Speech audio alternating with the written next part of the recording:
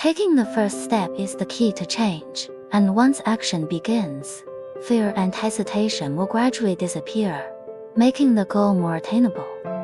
As I once read in a story, two fathers and sons were walking on a path when they suddenly encountered a tall wall that blocked their way.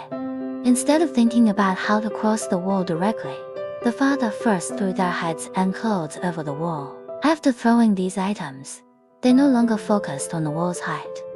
Their mind shifted to how to climb the wall to retrieve their belongings.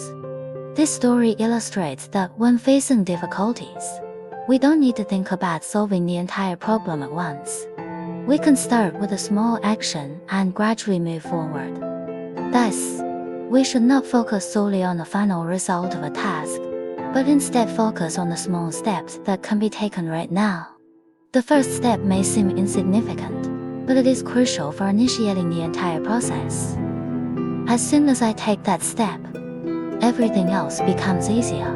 The brain's neurological mechanisms show that once I successfully take the first step, subsequent actions will be smoother, and the feelings of fear will gradually fade away. All of this proves one thing: taking the first step is the key to change. No matter how challenging a task may seem, as long as I break it down into smaller, actionable tasks, emotional barriers can be easily overcome. Once I begin taking action, all the difficulties that seemed impossible are no longer an obstacle.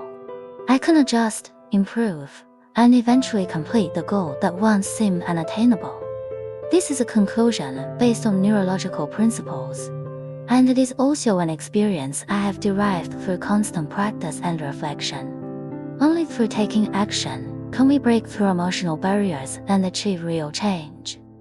This approach is not just useful for me, it is applicable to everyone. As long as I can push past the fear and hesitation and take the first step, my goal will become more achievable, and change will gradually become a reality.